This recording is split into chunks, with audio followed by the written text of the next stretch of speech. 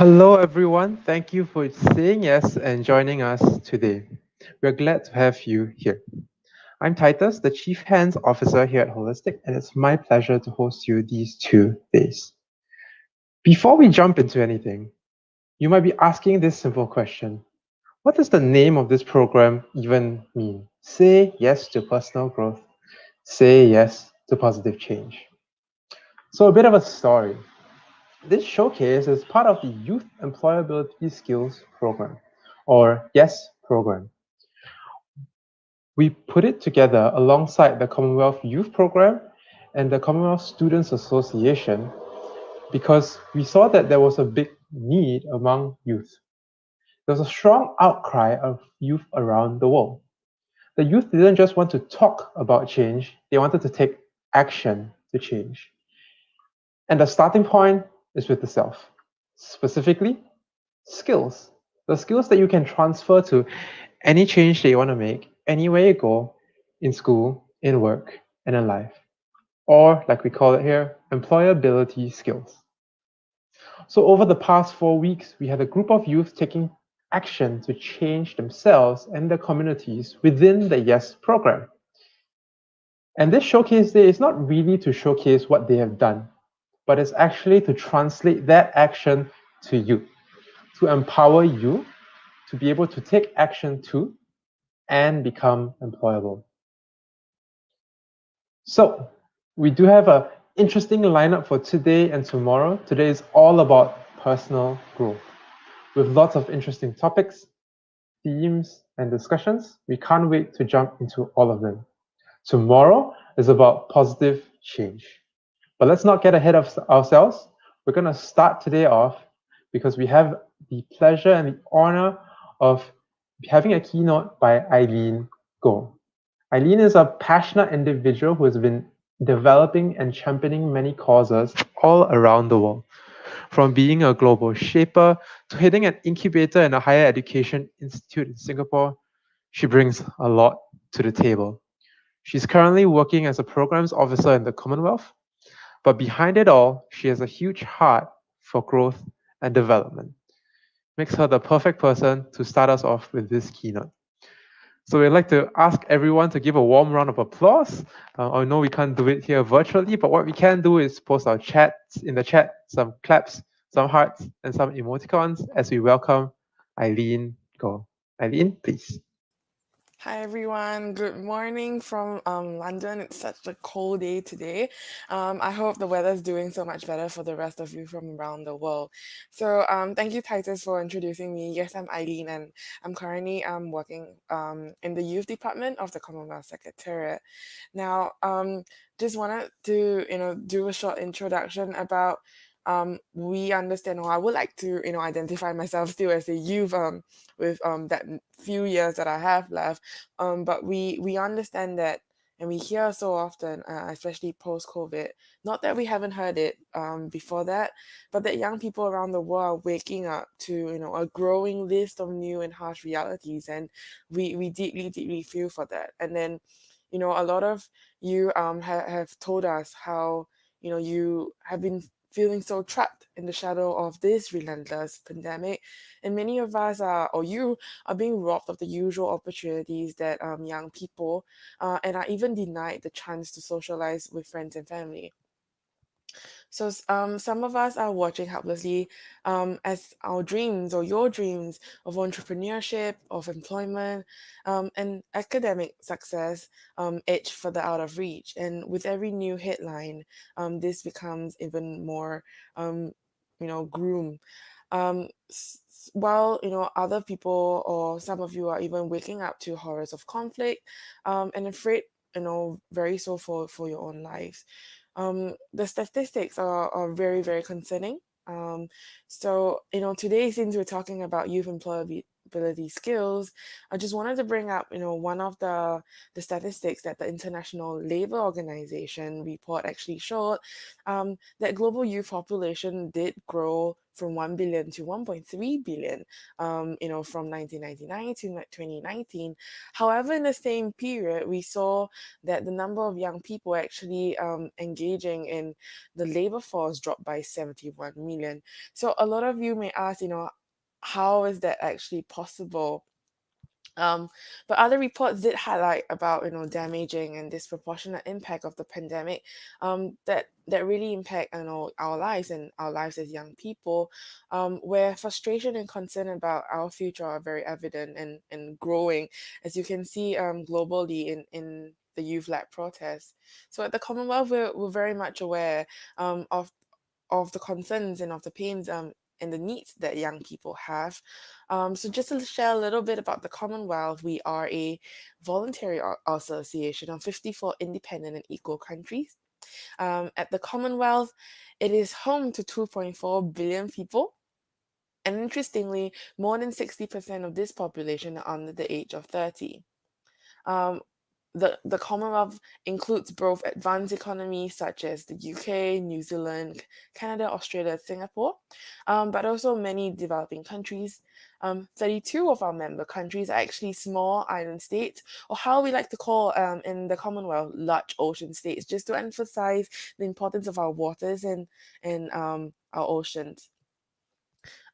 So this YES program, the Youth Employability Skills Program, also known as the YES program, is made possible only with the collaboration of, yes, the Commonwealth Youth Program, but more importantly, the Commonwealth Students Association, which is one of our youth network, and also the holistic team who have executed this program to such rigor and standards. Would really like to take the opportunity to thank, both the Commonwealth Students Association and also Holistics for really pulling this off, especially at a time where we saw that there was such a need for young people to really take every opportunity possible to upskill themselves and to take any kind of extra time that COVID or the pandemic has brought about into the betterment of opportunities for them in terms of employability. Now, the Commonwealth Youth Programme delivers the youth development and the youth mainstreaming agenda for the Commonwealth Secretariat. We have four main areas of work at the youth program. The first one is really about developing youth policies, and we focus on youth mainstreaming a lot and really encouraging other organizations and your government to really put youth front and center, and really to have a youth mainstreaming approach in everything that they do. The next thing, which is very close to my heart, is entrepreneurship and employment policy. The third is youth participation. And then the last one is youth work, especially on the professionalism and professionalization of youth work. The YES program, just like what Titus was saying, is part of the broader series of a virtual youth engagement called the Commonwealth Action Series. We launched it back in July this year, as the Commonwealth Youth Forum was unfortunately postponed due to COVID. But we are very, very delighted today to announce that it will be a permanent feature moving forward come 2021. And we will like to take this opportunity again to thank, partners like Holistics and our 13 Commonwealth Youth Networks for their partnership and support for the past 6 months. This is also a good opportunity for me to reach out to all of you, organizations, youth organizations, or even individuals who would like to reach out to us if you would like to partner or on a discussion or webinar or a project that you're thinking that is youth related in 2021. So we understand that back to COVID, about the immediate and long-term challenges that this has bring. So obviously a lot of the biggest challenges many countries have faced is really about how this pandemic has really shined a light on things like technological infrastructure and how vulnerable a lot of economies are. Um, Especially systems like health and education, which can be so easily affected by a pandemic. So, but even though there are so many things that happen negatively because of the pandemic, I believe as young people, a lot of us actually do choose and are able to see the opportunities that have come from this pandemic. So for example, as we move more and more into having and organizing everything digitally, where services are demanded digitally, I really feel that this is a great opportunity, because which is the most tech savvy generation right now? It is the young people. It is the generation of young people. And I think we really need to, who else can be more tech savvy than this generation? We only get, as the generation gets younger, um it is almost natural. It is very interesting, like how, as we were organizing the Commonwealth Action Series, we had different themes. So across the 6 themes, which are very much in line with the Commonwealth Heads of Government meeting themes, um, it was interesting when we saw that, the theme of technology was actually something that is least popular amongst young people. And so a little bit of research and cross-referencing of data, we realize that this is a trend all across the world. And it's not because young people are not interested in technology, but really because technology is already part of our lives. It's such a norm. It's our tool. We basically live with it and use it on a daily basis, so many times a day, that we don't need to talk about technology per se. So I would really like to, think of, encourage every one of you young people here to think of this as an opportunity, and to really look for opportunities that come even in a pandemic, even in a crisis. Now, um, I just wanted to touch a little bit about, the employment and labor situation right now. So we do, like I mentioned earlier, there's a continuing decline in young people's engagement in the labor market. This reflects not only the increasing enrollment in education, but really the persistence of youth not in employment, not in education, or not in training.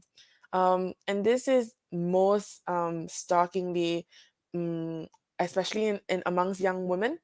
Um, so as young people, I believe that, even though we talk about ourselves as a group, or generation of people, we need to be very aware of, there are billions out there. For example, with young women, for example, people with disabilities, that actually face a greater challenge than a lot of other young people, like you and I actually face. Um, Significantly, young people are 3 times as likely as adults to be unemployed. And this comes quite shocking, even though, yes, partly because of our limited work experience that counts against us when we are applying for entry level jobs. There are also major structural barriers that prevent us from entering the labor market. But then, you know, two and two doesn't really quite come together. That's it. In a more digital skill, digital savvy, or digital reliant service industry, or sector, we just don't there is a mismatch of data is in there, that as jobs becoming more digitally reliant, why then are young people finding it even harder to find jobs? And then also interestingly, young people across the world are worried that new technologies, particularly technologies such as robotics, such as AI, artificial intelligence, may take away our jobs. However, more young people today are getting more educated than ever. And the thing is, and I would feel it's quite sad that we are commonly taking and willing to take up jobs that are below our qualification levels, even if it's just for a while, to get the experience that other jobs require, or demand that we require, even in entry level jobs. So this is where other skills and values really, really come into play. I believe there are values such as resilience, or a more popular term nowadays maybe called as grit, but they really are meaning, or referencing to the same thing. It's about resilience, about self-awareness, for example, which I personally actually do think is more like a skill. Self-awareness can be it's a skill that has to be learned, that has to be practiced. Some people call it self-management skills. But then this is on top of other skills that we do know very commonly people tell us about that we need to master, such as, communication skill. And I think one thing again very close to my heart would be collaboration. As you work, like in school, yes, they talk about, teamwork, you do projects, but really it's quite different when you really want true meaningful collaboration and engagement, from your team, from your peers, and most difficultly actually, people in the workplace that are more senior than you are, older than you are, more experienced than you are. It really does take very unique um, learnings and experience, and skills to strategically and very effectively bring people together on the same table, even though they're very, very different from you and very diverse from you.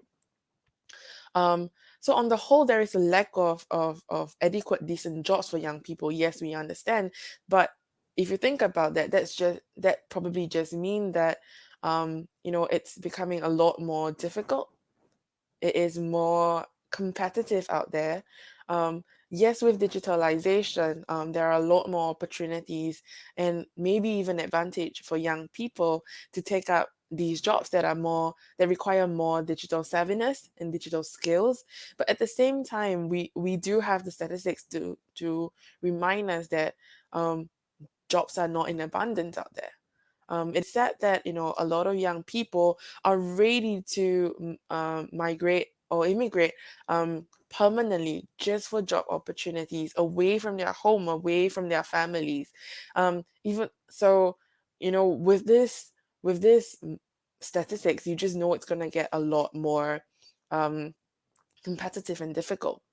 But at the same time, um, we already have a footing at the door, a benefit that we are more digitally savvy.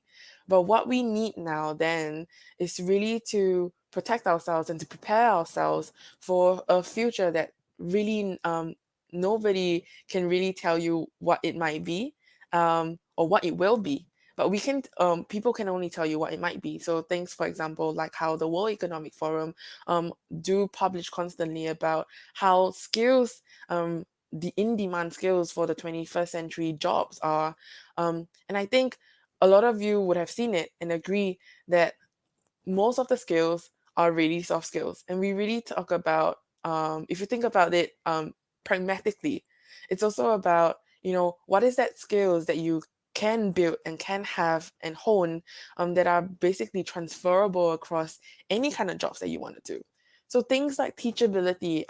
So Ryan, for example, from Holistic's team, would be able to share with you that as he speaks to senior management and C-suites of various companies, especially even though it's tech companies and startups that are growing at enormous exponential speed, the very first thing that these people and these leaders want in their staff and want in their future employees to be teachable. The ability and the humility to learn how to unlearn something and to quickly grasp something new. This is something I believe we can do as young people and actually have an itch to. But really, I think, the industry of upskilling, of soft skill training, um, is changing as we speak. Traditionally, soft skill isn't really accounted for in terms of using data driven tools to really monitor how well this person can perform or has this skill. And I think this industry is really changing and increasingly becoming more data driven and more evidence based. And I think this is when young people should really hop on the bandwagon as much as possible, and to gain this skills, or to gain the evidence that we are able to practice the skills that will allow us to be successful in any job that comes, and be able for us to be competitive regardless of experience, regardless of qualification for the job that we really want. So I would really encourage every one of you to not only do soft skill training, because a lot of these training requires experiential and real life training. Don't only go for lessons. For example, when you talk to your, when you do a quick search online and you say, "How can I improve leadership skills?" The first most common result you will get is to go for a leadership course. And sometimes I ask myself, how have I learned best? Um, what is my leadership style like? How have I really built my leadership style? And I don't think going for a leadership course really is something like that. You really want to go, even if it's a course or training, go for something that is experiential, that someone shows that you are learning by doing. And with this learning by doing, don't only look at training courses, but sometimes volunteering, for example, even if you're volunteering for climate change, volunteering for something that you're passionate about, do it, because you not only gain an opportunity to work on your passion, but also really you gain the opportunity to work with people so diverse from you, but really towards a goal that you are passionate about. And then at the same time, really think about how through these volunteering experiences and action, that you can gain experiential opportunities towards employability skills like communication, leadership, and collaboration. So with that, I hand over the time back to Titus. And again, thank you so much for Holistics for putting this together. Um, and good luck to the participants of the YES program. Thank you all. Thank you very much, Eileen, for that wonderful keynote speech. I think it really sets the scene and shares with us very interesting perspective on taking actions and the skills needed. I think what I like the most is coming from somebody who's working very closely with the policy side of things, and it makes a big difference to know that there is a little bit of alignment there. So thank you so much, Eileen, for sharing that. And definitely skills are important. Love what you said about the 21st century skills. And that's what we have in store for you today. Because right here, right now, we are going to be focusing on personal development and going to be covering a number of the skills that will be very relevant and very applicable for you as you want to become more employable. So with that, we'd like to bring on our range of speakers for today. And they all like to just be introduced to you for a moment and say hi before we jump into the rest of the program. So I'm going to bring up the speakers today, Ryan and Susan. All right. Hi, everyone. Say hi to the audience. Hello. Hello. Hi. Hi. So we have Ryan Lee and Susan Kinua and they have very interesting presentations. We also have one more person, but we'll jump into that in a bit. And everyone here said yes to the challenge. We all said yes to putting together something to help you develop yourself. I think everyone has been putting in hard weeks of work, researching, synthesizing important and practical things for you to take away. So let's actually get into the meat of the program. We'll see our speakers in a short bit. Right now, we're going to be starting with Harriet. So our first speaker is actually Harriet Kwamboka from Mombasa, Kenya. And she's actually a huge passion for nurturing people, as well as she's actually a big learner herself. Interestingly, she actually is picking up Chinese in her spare time, but she noticed that there was one thing that a lot of people require to start with, and it's all on the head, specifically the mindsets. Unfortunately, her network is not doing too well for this live showcase at the moment. It happens nowadays because of what happened with the internet and everybody trying to to take some of the internet off. So thank you for understanding. Fortunately, we do have a recording and a backup, so you don't miss a thing. So she will be around in the chat to communicate with everyone else. But in the meantime, let's put our hands together and welcome Harriet as she introduces the topic on mindsets.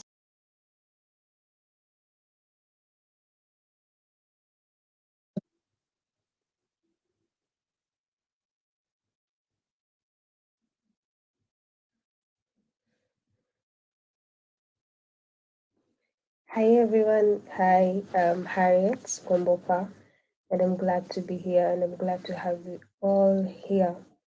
So, I'll be taking you through mindsets. And I know there's something that is reflecting in your mind at this moment, and you're trying to to hear and to reflect this word. So, what is going through your mind when you hear this term? When you hear the term mindset? So, what are the instances that you came across the term. And I don't know if it's me, but I relate mindset with meditation. So I don't know if it's because of the M and M in fact, because they share that M and M at the start, or rather it can be they share something in common too. So I can say meditation is a practice of focusing the mind on a particular object, thought, or activity to achieving a mental, clear, emotionally calm, stable state. While mindset is referred to whether you believe in qualities such as intelligence and talent are fixed or changeable. So I guess they correlate in one way or another. Maybe they're even relatives. Uh, so there's obviously a connection between the two. They relate to the mind and the functionality of the mind, how the mind functions. So do you think talent is fixed? Is it inborn? Can it be learned? Yeah. What do you think? Is talent inborn? Can it be learned? So in mindset, we have two words which are combined together to give us the word mindset. Yeah. So we have the mind and we also have the set. Right. So as earlier stated, the mind is about mental processes. So the mind is about thoughts and consciousness, and very many theories have been put forward to explain how the mind and the brain work. Okay, so is the brain and the mind the same thing? Yes, they are the same thing. So the brain is the physical part, and then the mind is the mental part. All right. So the mind is associated with the brain, and the brain is considered to be a physical thing. So you can say you can even see the nerves around here sometimes, and then so that is the brain is the physical part, while the mind is the mental process or the mental part. Okay, so the brain is composed of nerves that can be touched, whereas the mind cannot be touched. So the brain is the physical parts that the mind resides. I hope that is clear. So the mind has three basic functions, that is thinking, feeling, and wanting. So that is thought, feeling, and desire. So those are the basics functions of the mind. So we've said that the mindset has two terms, that is the mind and also the set.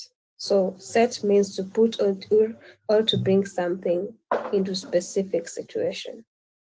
So that means that mindset uh, is putting or bringing the mind, the consciousness of the mind, the thinking, the imagination, the intelligence, the judgments, the memory into a specific situation. All right. So we can say that your mindset is a collection of thoughts and beliefs. So they shape your habits, your thoughts, how you think, how you feel, what you do, how it impacts sense into the world, and how you also it impacts the sense of yourself. Yeah. So I have an interest in mindsets, majorly because it plays a very big role in motivation and achievement, and also uh, I relate how mindsets has an effect with the environments that I stay in. All right. So I live in the coastal city. I live in the coastal area, and this affects the place that I live in majorly because in the environment that I stay in, there's a mindset of few that believe things are better left as they are. So uh, they do not want to get step out of the comfort zone. Somebody will just say, if my kinsmen, if my parents, if people I look up to were not able to get a desirable target that they want, So why would I hustle myself? So that does not give the individual a self-reflection or a room to be able to expand their thinking and even expand from the environment that they're in. Okay. So that is why I am very, very passionate about this topic, because now it's really talks more, and it focuses on the environment that I am in. So a strong and a positive mindset is essential to developing a happy self-esteem and also a healthy self-esteem. So do you think mindsets are inborn or learned? Are they inborn or learned? What do you think? Yeah. So to best understand mindset, and specifically growth mindset, the best thing is to know other types of mindset. Yeah. So when people talk about growth mindset, they usually associate it with a fixed mindset. So we can say that fixed mindsets are usually limiting. So fixed mindsets are usually limiting. As you can see, the term is fixed.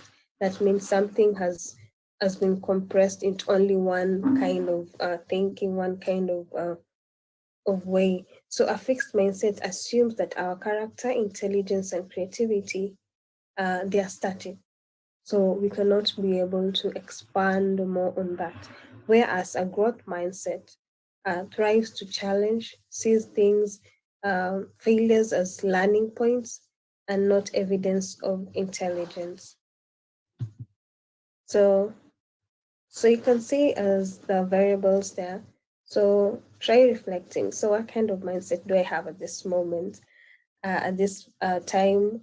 Uh, so looking at the variables, we can see that there's a growth mindset and there's a fixed mindset. And then one says that when I fail to learn, I'll just leave it at there.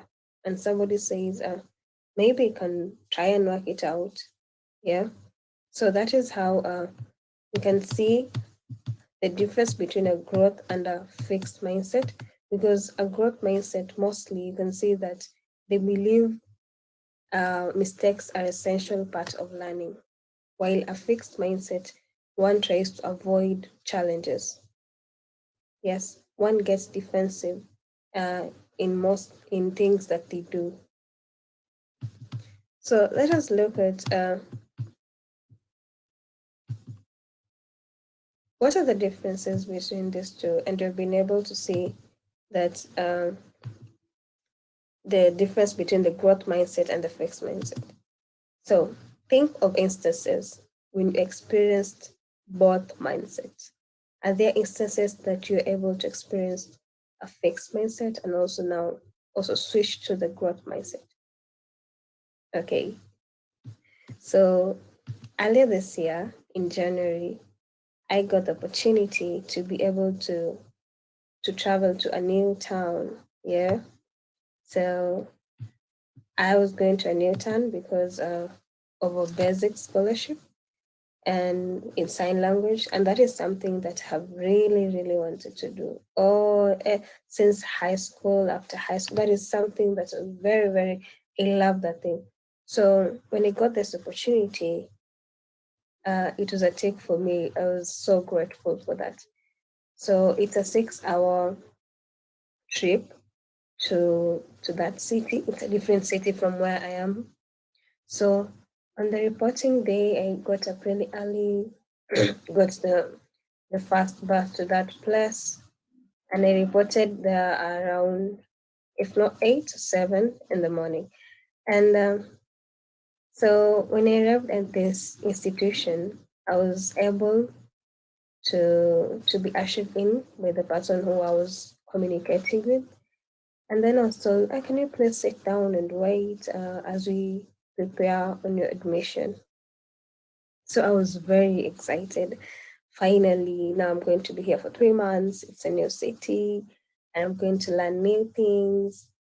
And as I was waiting, so I was contacting people, and there was my family, my friends, and I was telling them, okay, I hope I'm here safe.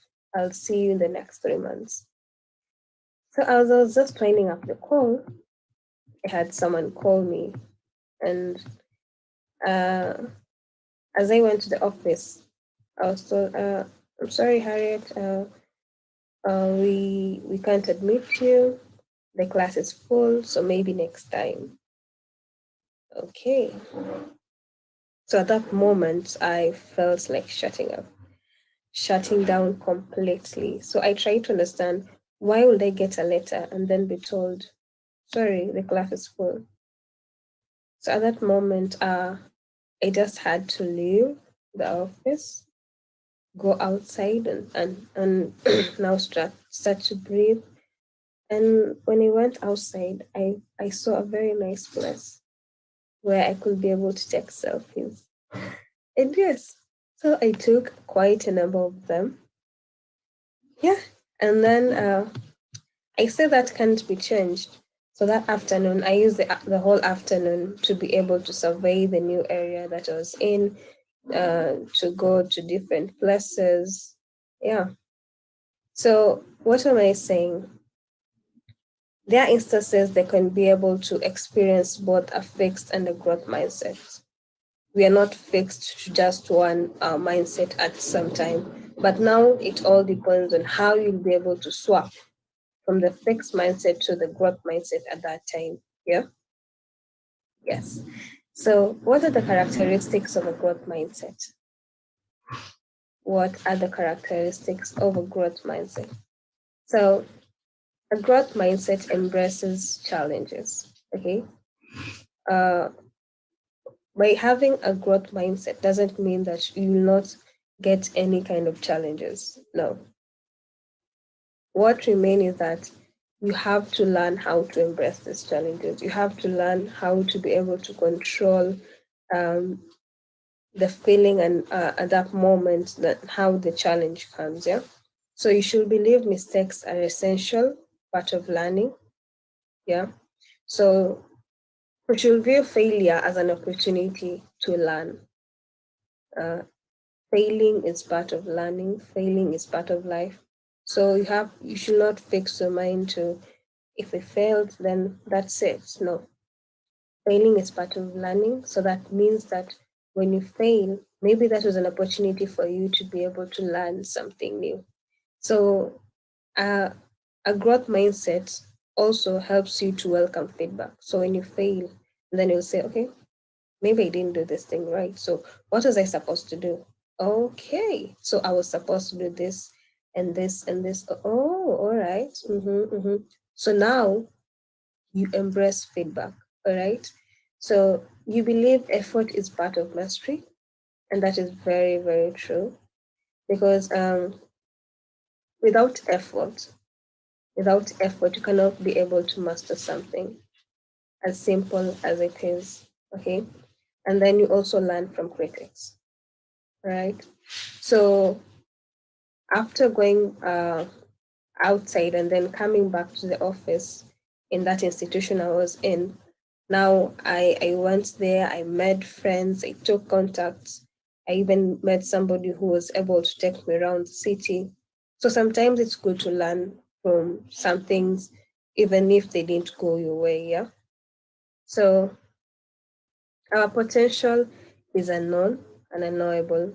So unless we allow ourselves to have a growth mindset, then we will not be able to know the potentials that are within us and that we have, right? So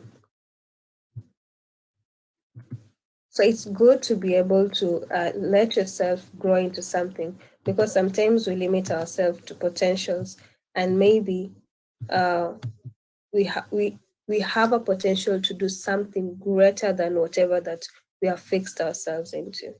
All right. So does it have limitations? Does growth mindset have limitations? So there was a term that was dubbed as a false growth mindset. So this came into action because people did not really understand the concept of growth mindset. And how was this? This was brought up by misunderstanding of the idea of the message. Yeah. So people, for example, if you do not try to understand why somebody did something, or not trying to understand the problem that is happening at that time, and just saying maybe it's a fixed mindset. All right. So such things were happened, and so people were able to dab the false mindset because now they say that the tenant of growth mindset wasn't fully understood at that time. So the main problem of the misinterpretation led people to persist with ineffective learning strategies by obsessing over effort. So, how is this applicable? So, having a growth mindset doesn't really mean that you have to persist on something that you're quite sure won't work. All right. Yeah. Because you might be putting effort on something that you're not is not within your capability at that moment. So just saying because I have a growth mindset, so I know this is going to work out. How practical is it? What strategy have you put in to enable you to work? Is in within your capability at that moment, at that time. Yeah. So these are the things that led to the tenant of false mindset. People thinking that maybe it's not growth mindset is not even real because now you've tried to persist on something and it's not working out and you're like, this is not happening, this is not happening. So what is the problem? Maybe this thing is false. Yeah. So it is a misinterpretation and misunderstanding. Another thing is that not putting into practice on a regular basis, but claiming to have a growth mindset just reading from a book.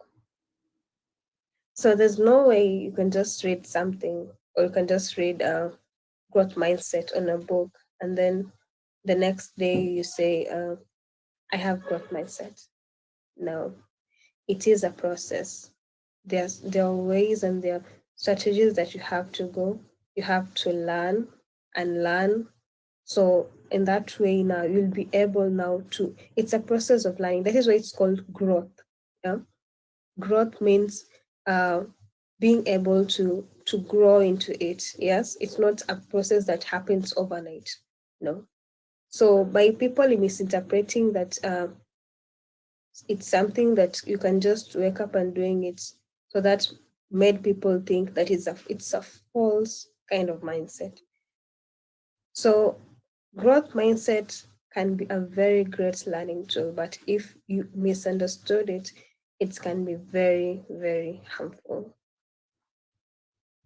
All right.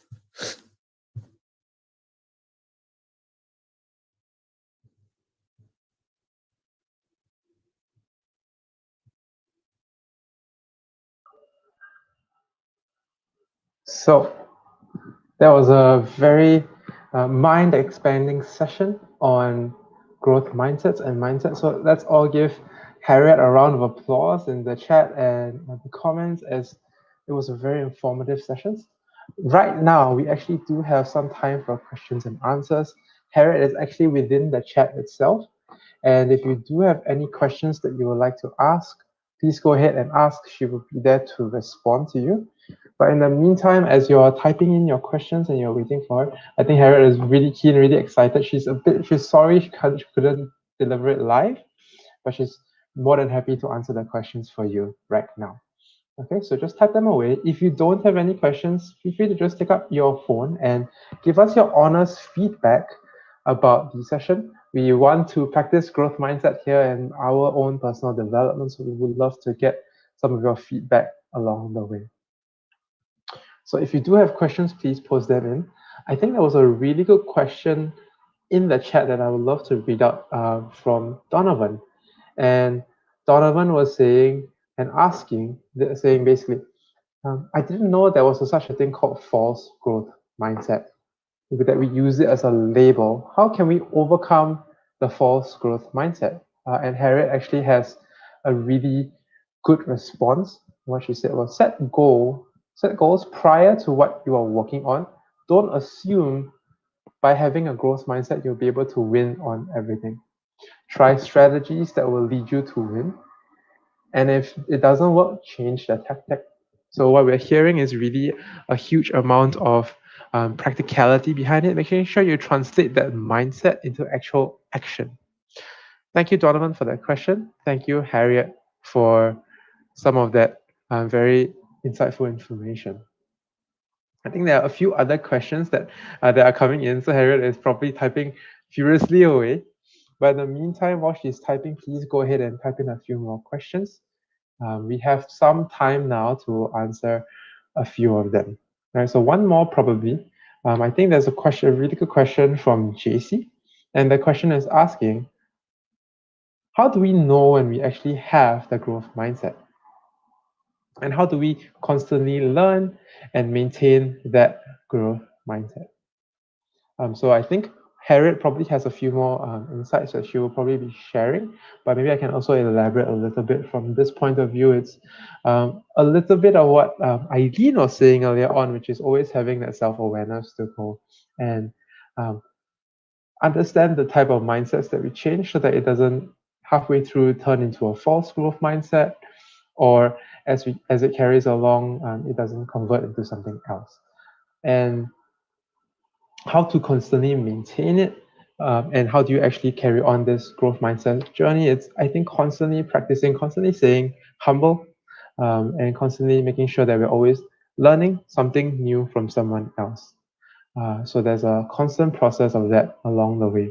And like Harriet said, it's when you translate that into practicality, when you translate that into something in the real life scenario, making sure that you're always applying what you've learned to see that growth happen. Okay, so right now we are a little bit short on time, so we will actually be going to a little bit of a break to give everyone a little bit of breather, take a quick break to grab some drinks, rest that brain and change our mindsets a little bit, because right after this, we're going to need to shift our mindsets into something else that we can digest, which is specifically around the skill called communication. So thank you everyone for participating. Thank you so much, Harriet, for that wonderful sharing. If you have more questions, keep buzzing them in the chat. We'll get back to them. But in the meantime, we'll see you back at 5 minutes for the next showcase on communication. See you soon.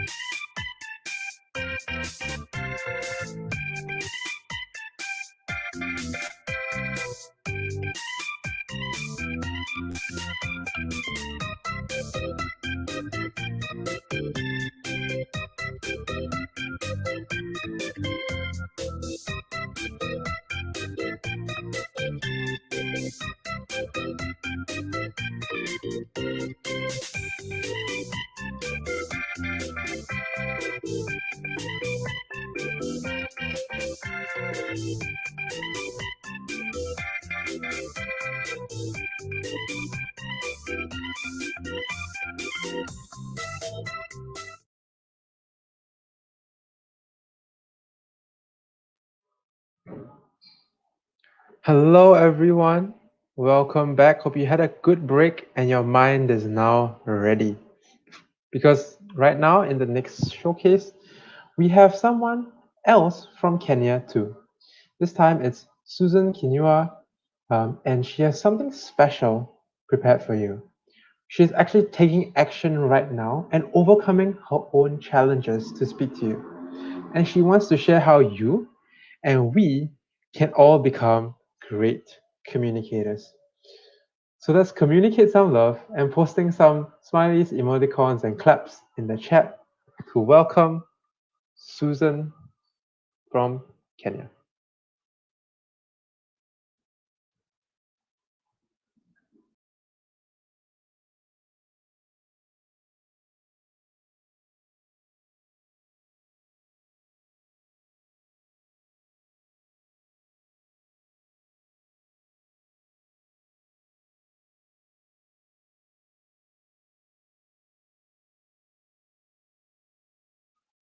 Susan, sorry, Susan, I think you're muted at the moment. So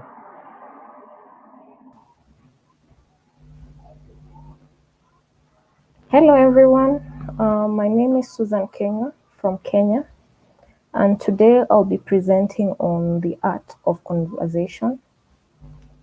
Now, before I begin, I just want to ask you a simple question. When you attend any social gathering, maybe a wedding or a party, which of these types are you? You know, the sociable one who easily approaches new people and initiates conversations with them, the one who tries to find a familiar face, or the one who sits away from people to avoid small talk? As you give me your responses in the comments, let me tell you a little bit about myself. People who meet me for the first time often describe me as introverted, quiet, and shy.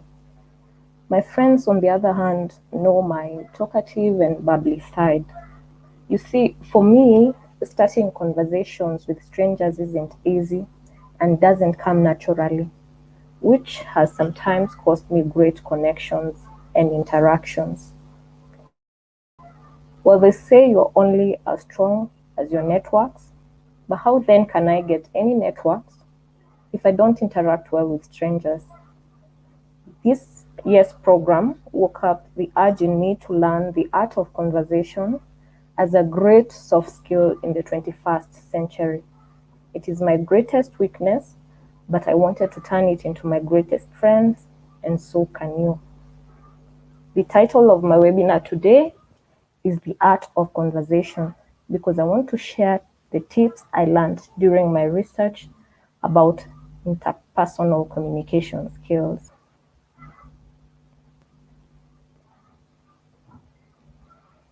Now,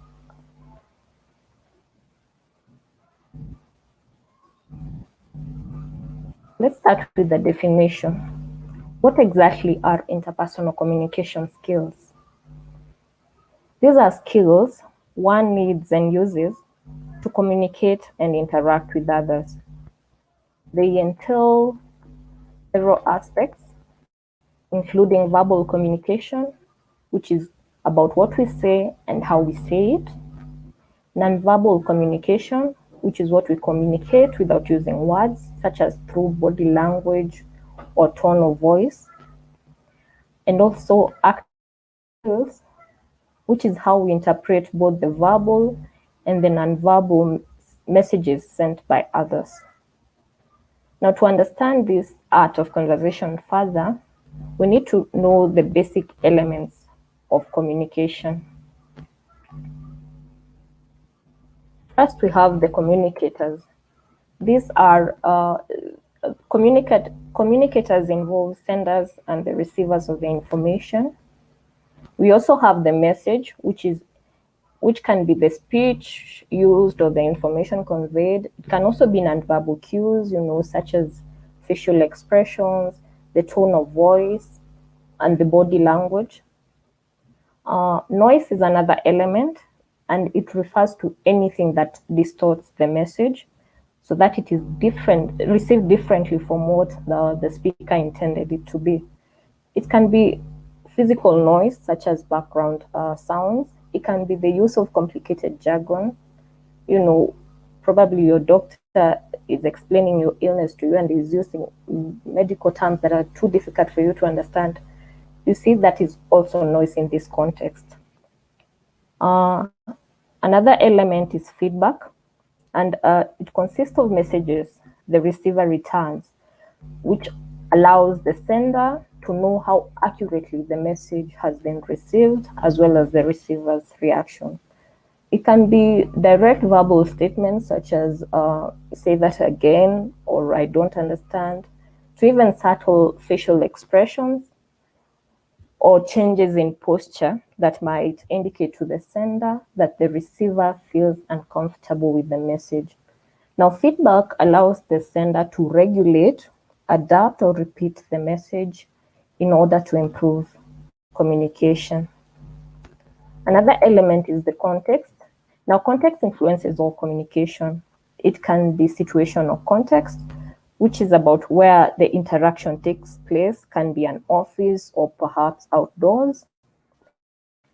It can be social context, which is about the role, roles, the responsibility. It can be the emotional climate and participants. It can be the emotional climate and participants' expectations of the interaction, which will also affect communication. The final element is the channel, which refers to the physical means by which the message is transferred from one person to the other. For a face-to-face interaction, the channel used can be speech and vision, but in a telephone conversation, the channel is limited to speech alone. Now, from my research, I also discovered a lot about nonverbal communication that I thought would be interesting to share. Nonverbal communication includes facial expressions, the tone and pitch of the gestures, of the voice, the gestures displayed through body language, which is what we call kinesics, and the physical distance between the communicators, which is the proxemics. What is the importance of nonverbal communication? Number one, it reinforces what is said in words. For example, if I want to show that I agree with what you're saying, I may nod my head while you're speaking. Number two, it conveys information about emotional state. You can tell how people feel, through their facial expressions, their tone of voice or body language. For example, someone wearing a gloom face will show you that they're sad. It also reinforces the relationship between two people. If you watch a couple sitting and talking, you may notice that they tend to mirror each other's body language. They may hold their hands in similar positions, smile at the same time. They may turn to face each other more fully. Such movements reinforces their relationship, builds on their rapport, and helps them to feel more connected. Another importance of nonverbal communication is that it helps provide feedback to the other person. For example, someone smiling and nodding at you tells you that they are actually listening to what you're saying and that they agree with what you're saying. The other importance is that it regulates the flow of communication. For example, when you notice someone firmly closing their lips, it indicates that they have finished talking and maybe it's your turn to now talk. Let's look at some examples of nonverbal communication. Number one, we have what we call emblems. Now, emblems, they're gestures that serve the same function as a word. For example, if you look at the first image, what do you think it means?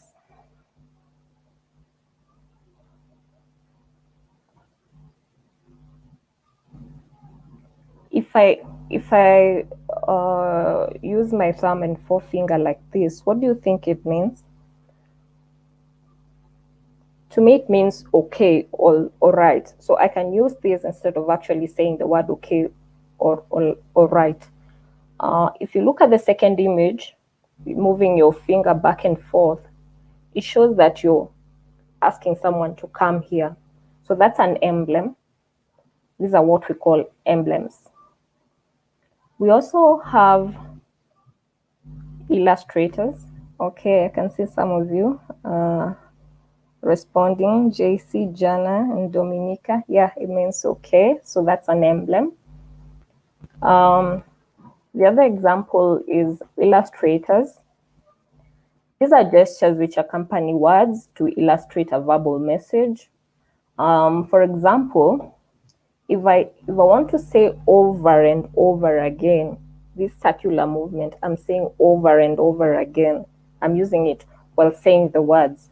Also, I can ask you to go over there, pointing my head in that direction. So that's an illustrator. The other example is the regulators. They are used to give feedback when conversing.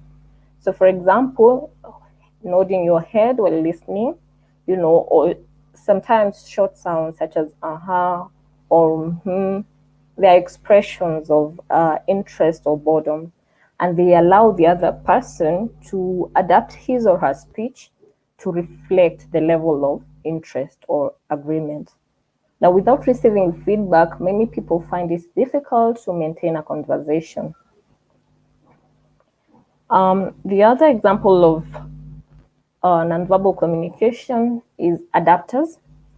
Adapters are nonverbal behaviors which satisfy some physical need. They may include such actions such as, scratching your hair, scratching your face or somewhere because you're feeling itchy, or maybe adjusting uncomfortable glasses, or they can also represent a psychological need. For example, when you're nervous, you might start biting your nails. So these adaptive behaviors often accompany feelings of anxiety or hostility. The other example is posture. Now, posture reflects emotions, attitudes, and intentions. Research has also identified a wide range of postural signals and their meanings. For example, the open versus the closed posture. These two forms of posture have been identified to reflect an individual's degree of confidence, status, or receptivity to another person. Now, if you look at the first image, this is someone in a closed posture. You may notice that their arms are folded, their legs are crossed, or sometimes positioned at a slight angle from the person with whom they're interacting. If you compare this to the second image, this is the open posture. Someone is their arms are stretched, they look relaxed. So they indicate friendliness, openness, and a willingness to communicate with the other person. The closed posture, on the other hand, indicate hostility, unfriendliness, and anxiety. The other postural sign is the mirroring. As I explained earlier about a couple. I'm sorry, we are experiencing an element of communication here. It's noise. I'm sorry, my daughter is distracting me. So the other example of nonverbal communication is proxemics. Just a minute. Proxemics. Now, there are different levels of physical closeness appropriate to different types of relationship. And the individuals learn these distances from the society in which you grow up in. So the different levels of proxemics, for example, the intimate space, the intimate distance is anywhere between close contact to about 45 centimeters, and this is appropriate for people with a close relationship. The other category of proxemics is the personal distance, which is anywhere between 45 centimeters to about 1.2 meters, and it's most appropriate for people holding a conversation. The other one is social distance, which is about 1.2 meters to 3.6 meters, and it's normal distance for, impersonal business, for example, people working together in the same room. And the final one is the public distance, which is most appropriate for public speaking, which is 3.7 meters to about 45 meters. The other example of nonverbal communication is eye contact. Maintaining eye contact with the communicator shows that you're concentrating with what they're saying, and it's actually it actually shows interest. Also, another example is the voice signals. For example, a high pitch may indicate nervousness. Finally, facial expressions shows the emotions we feel, such as excitement, or sadness. For example, someone smiling, it shows happiness. Someone with a glum face shows sadness. Someone with their mouth wide up agape shows surprise. Which is also why professional card players learn to control their expressions. You may have a tell. For example, a twitch shows excitement that you have a good hand, or scratching your nose to show you're laughing. So this is why professional card players learn to control their facial expressions. During my research, I also identified that there are actually culture-specific nonverbal communication signals. For example, we know the popular stereotype of Italians, using a lot of hand movements, a lot of big gestures, and a lot of loud and excited shouting, which may be a stereotype, but it exists for a reason. This makes it harder for Italians, when they travel to certain areas such as UK or USA, where nonverbal communication is a little bit subtler. The thumbs up gesture is another culture-specific nonverbal communication. In English-speaking countries, this may indicate approval, but in some countries it's actually considered offensive, such as apparently in Greece, Italy, and actually some parts of the Middle East. I know I also learned that during my research. The other culture-specific example I wanted to share was this okay gesture. In Western cultures, or what we know is this means okay or all right. But in some countries, for example, in Japan, it reputedly the sign for money. In some Arabic countries, it is actually a threat. Now that we've learned all the basic elements, the process of communication and all that, how then can we develop our skills to be termed as good conversationalists? Here are some practical tips on how to start and sustain conversations. Number one, you can look for obvious cues as conversation starters. Now, strangers may often reveal features about their interests or backgrounds just by what they're wearing. Someone, for example, wearing clothes with sport-themed logos gives you the chance to ask about their fan allegiance, which can actually make for an interesting conversation, especially if the team, is from another city or another country, or maybe your opposing team. You're basically looking for something you both have in common. At the very least, you're in the same place, experiencing the same weather. That's an icebreaker.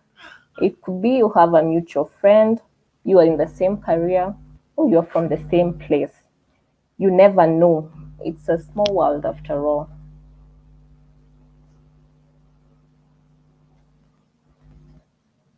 Okay, Donovan, I'll get to your question in a bit. Donovan asked, how can we consciously practice to watch out our postures and nonverbal communication? I'll get to your question in a bit. The other tip is to use longer responses than you would usually give. Now, most personal coaches advocate to aim for at least 2-sentence answers, as one-word answers makes a conversation boring.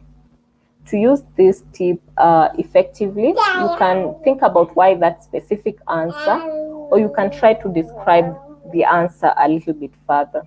Now, if you compare these two conversations, for example, if someone asks what your favorite hobby is, it's not enough to just say hiking. tell us a little bit further about why you like hiking.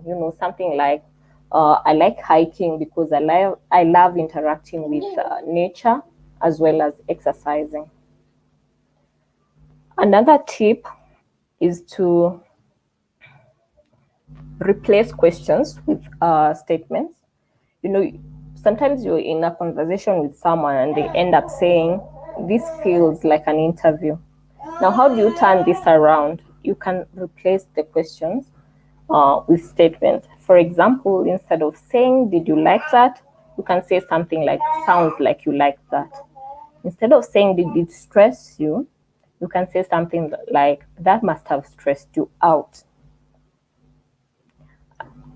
Another tip is to try and use the person's name frequently in the conversation. It makes them feel comfortable, endeared, and worth remembering. It also makes the conversation more personal and even gets the other person more interested in what you have to say. Now, finally, note whether the other person would like to break off the conversation. Being a good conversationalist means knowing when to close as well as when to open.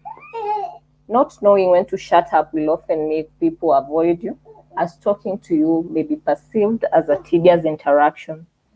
Pay attention to cues that indicate someone is uncomfortable talking about a certain subject, so you can quickly change it or end the conversation altogether. Cues, for example, someone scratching their head, or unsteady eye contact, fidgeting, or someone simply backing away from you are a clear sign that they do not want to talk to you about the topic or simply do not want to talk to you. You probably are notorious for making insensitive comments. And if people usually refer to you as insensitive, here's a tip. Maybe say the second thing that comes to mind, or probably the fourth instead of the first. Use your brain as a filter. Now, I hope I've given you some helpful tips for your next conversation. Happy conversing. I'll answer the questions in the comments since I'm a bit distracted.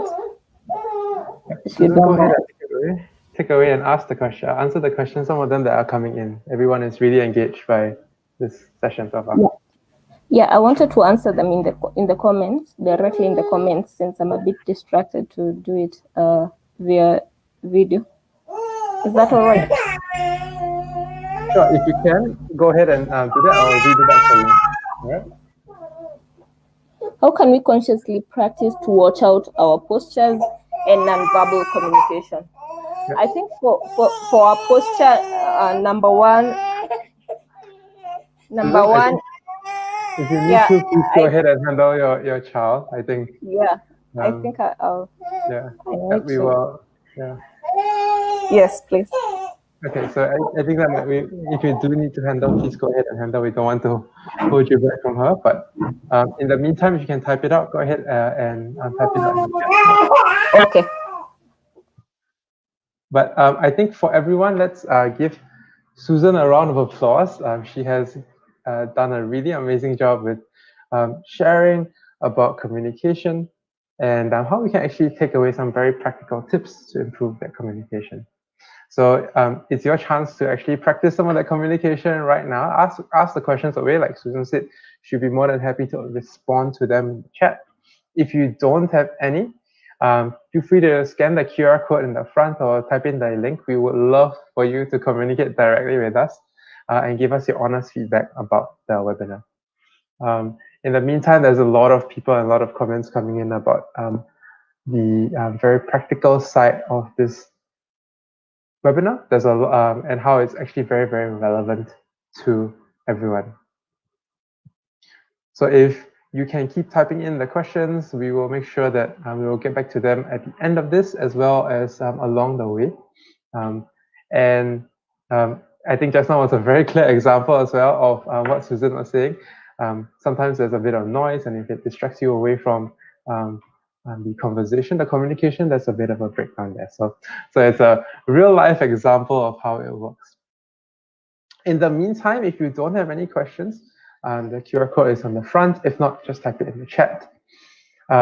If we will be moving on to a little bit of a break at the moment, so feel free to just keep typing your questions in the chat. We will get to them along the way, and as they are being typed out on the chat, we will show them on screen so everyone can actually keep track of it.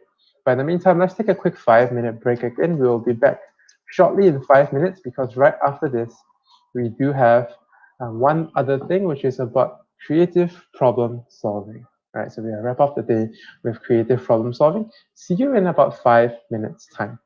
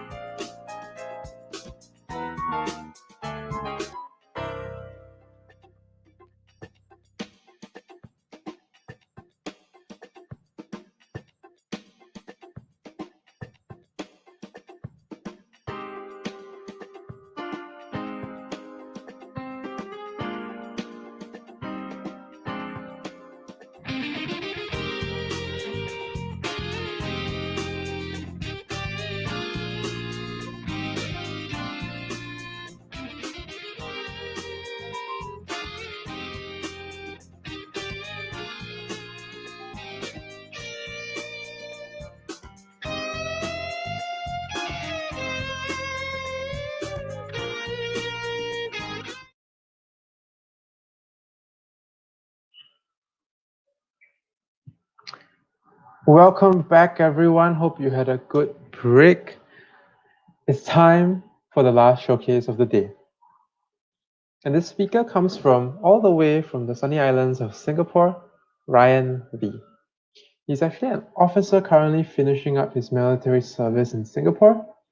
And when we were discussing what topics he would like to speak about, he jumped at this topic that he chose today. Why? Because he firmly believes that you're either part of the problem or you're part of the solution. So let's give him a digital round of applause as we welcome Ryan Lee, who's going to talk about creative problem solving. Ryan, please.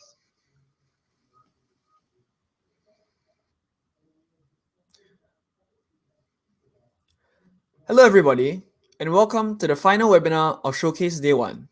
My name is Ryan, and today I'll be presenting about creative problem solving. Let's kick things off with a short story about why I'm talking about this topic in the first place.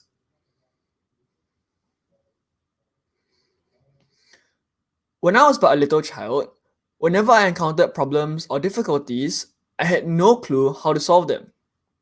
I would simply sit and stare into space, waiting for the solution to suddenly pop into my head.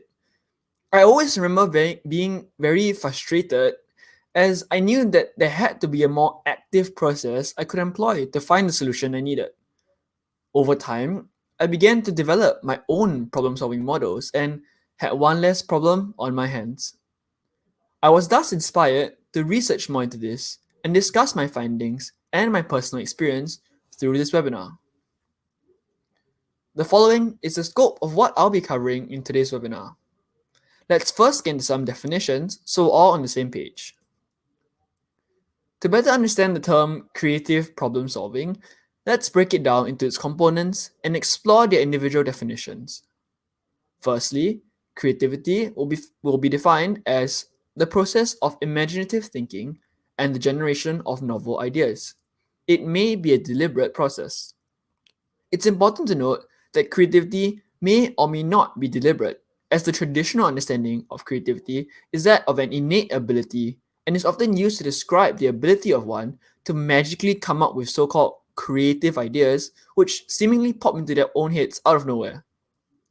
This definition directly challenges this notion, as it posits that creativity can be deliberate.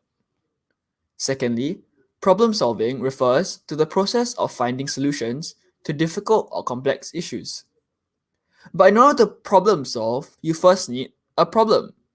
A problem can thus be defined as an issue for which no solution has been found. Now that we have defined these individual terms, let's explore what creative problem solving should sound like.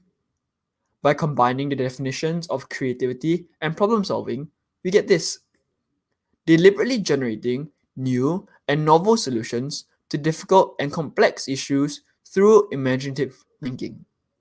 Let's break this down further. Deliberately suggests that it is an active process.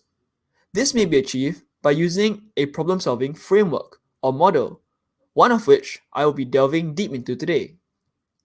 There is also a focus on new and novel solutions and imaginative thinking, which can also be broken down further to mean thinking that is inventive and original.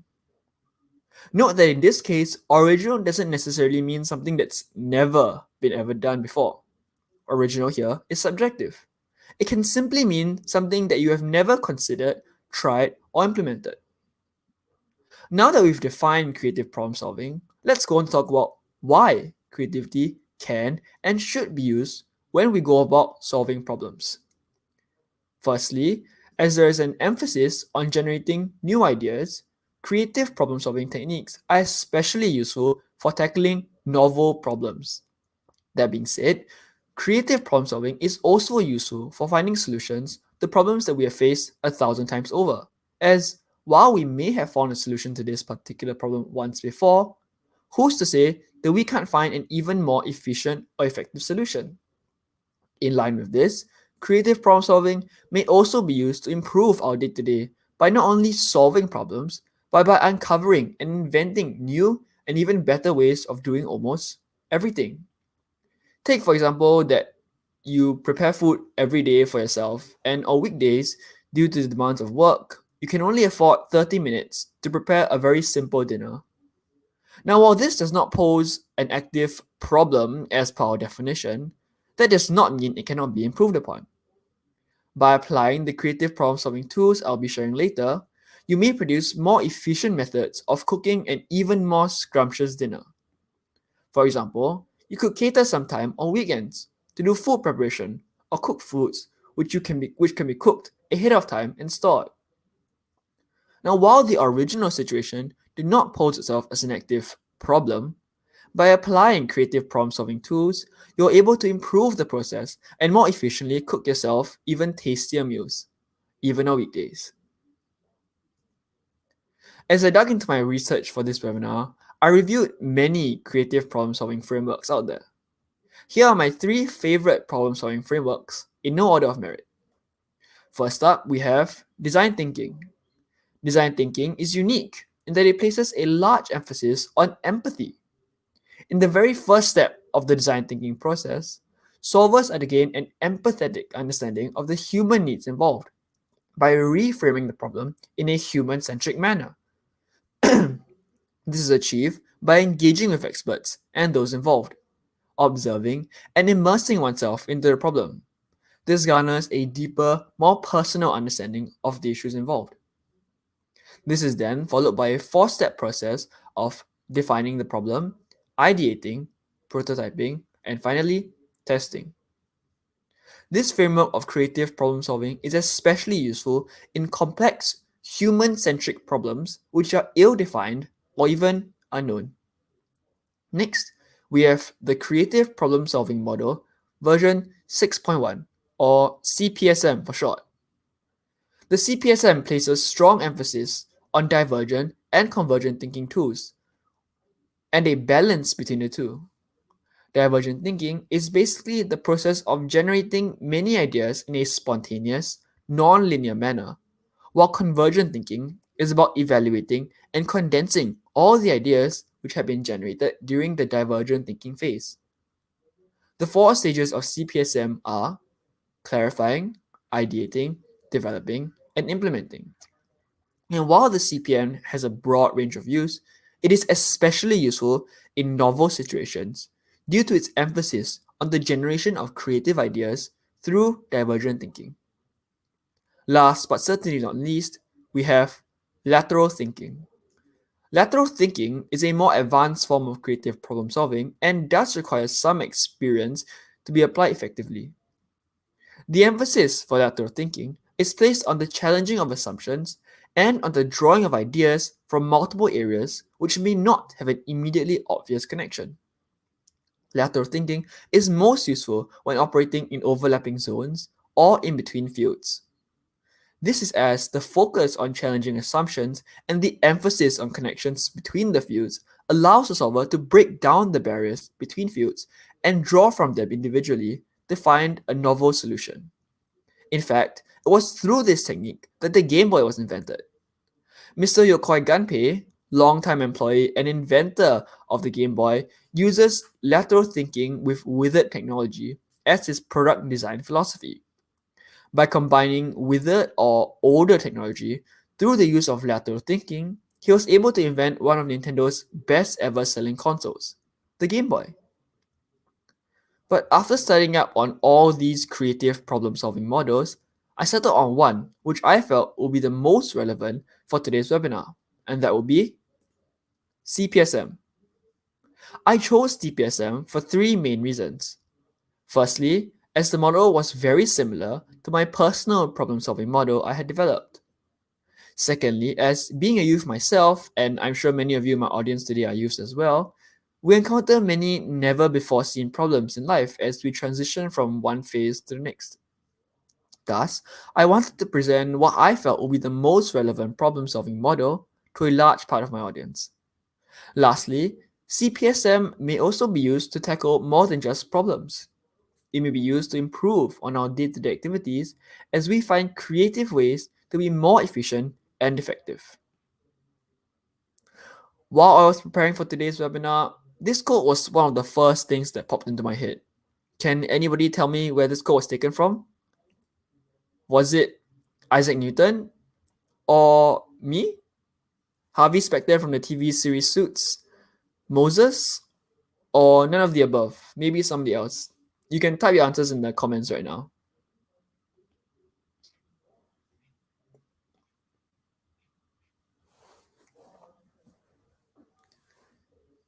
So yeah, just go ahead and you can type your answers in the comments right now, and I'll review the answers shortly.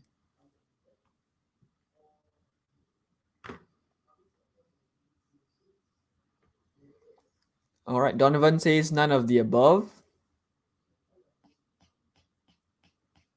Anybody else wants to hedge your bet?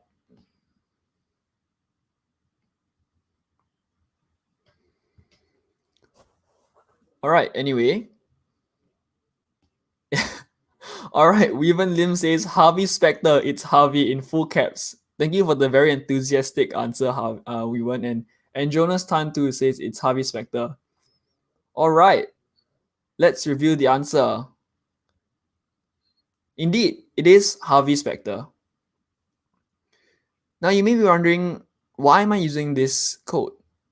And well, up until just last Saturday evening, the Saturday literally 4 days ago, this code was going to be used as a segue to the following section where I will introduce the show Suits and how I was going to use one of its episodes for the central storyline of today's webinar.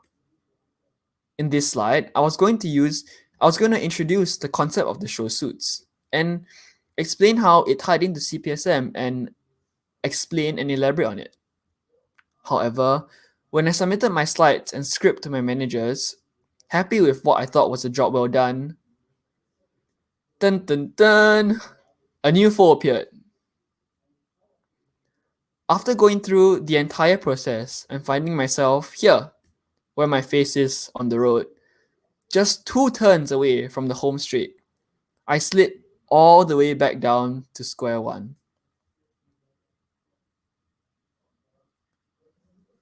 I had completed 90% of my scripts and slides. I was making really good time and was really comfortable. I was ready to begin practicing and rehearsals and to start refining my script to make it even better. But it was at this point that I got the fateful piece of feedback from my managers. It had to be scrapped. Nearly all of it.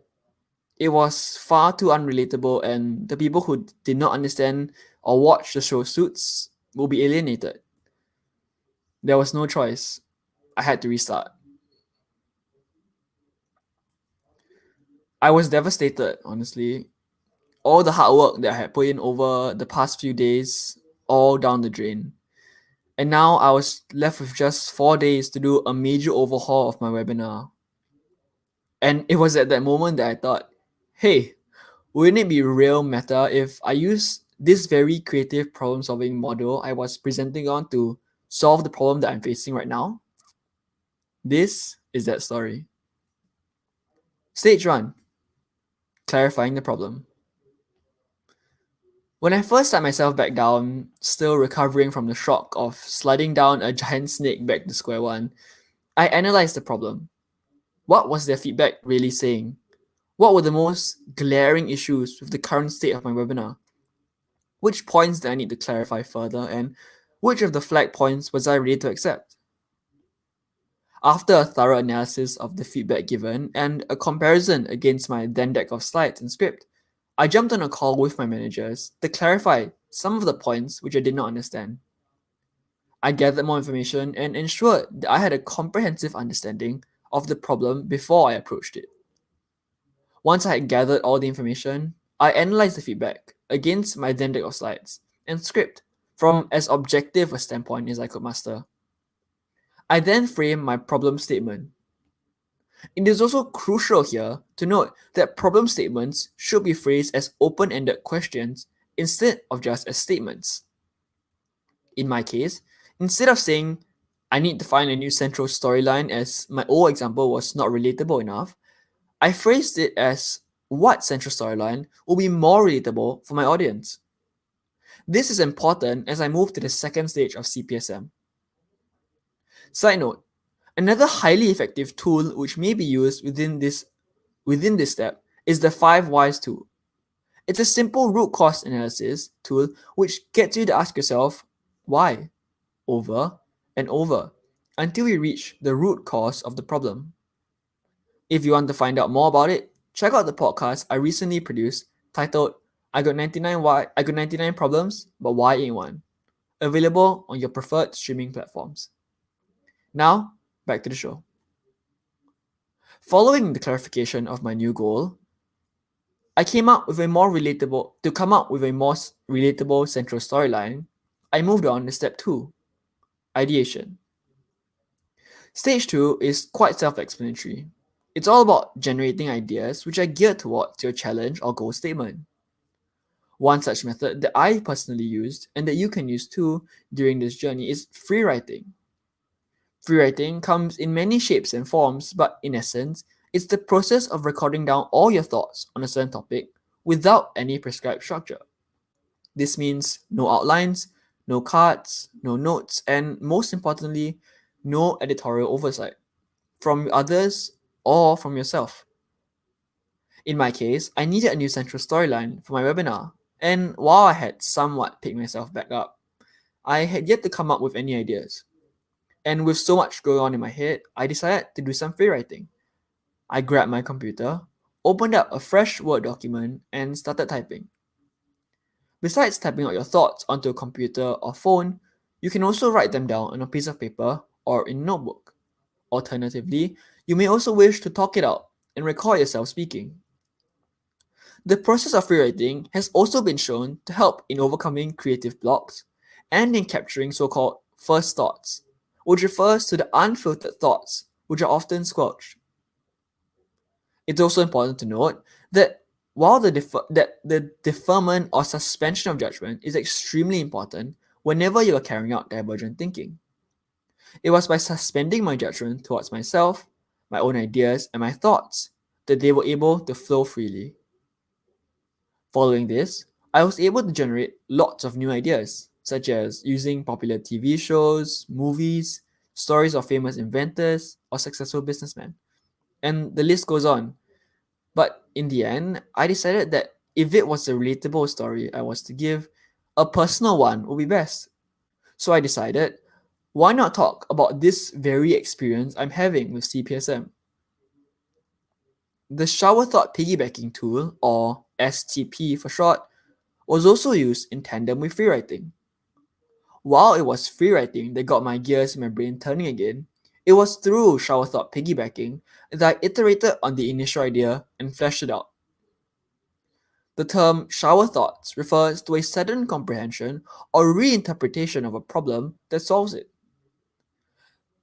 These shower These ideas often pop into our heads when we least expect them to, such as when we're in the shower, hence the name shower thoughts. All too often, however, we simply dismiss these thoughts, only for them to be lost to the void. Piggybacking refers to using one of those ideas as a springboard for other ideas, or or to the further development of those ideas. Thus, SCP encourages us to catch hold of our shower thoughts and develop them fully into fully fleshed out ideas, or to use them as springboards for even better ideas. This has two main outcomes. Firstly, it allows you to gain a potentially genius idea, and secondly, it makes us more sensitive to and aware of our insightful shower thoughts. Anyways, back to the main story. Having generated many new ideas in stage 2, I moved on to stage 3, developing those ideas into potential solutions. The goal of stage 3 is to develop ideas into potential solutions. This is done by evaluating those ideas against the goal or challenge statement you may have generated in stage 1. In this case, my goal question was, what central storyline will be more relatable for my audience?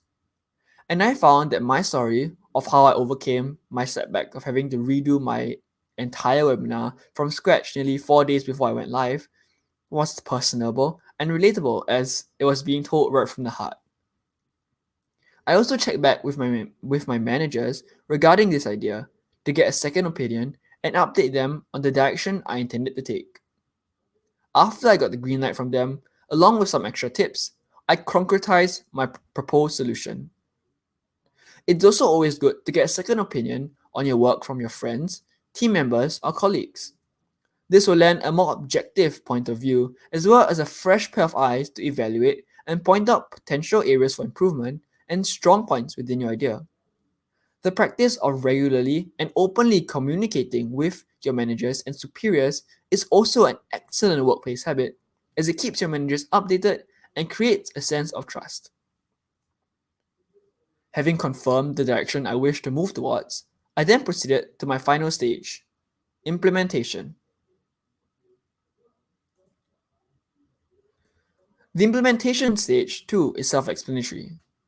The goal of this stage is to formulate an action plan based on the chosen solution from stages 2 and 3, and thereby begin its execution. Personally, I simply wrote out all the steps I needed to take and arranged them in a logical manner with a spread across the 4 days while accounting for some buffer time.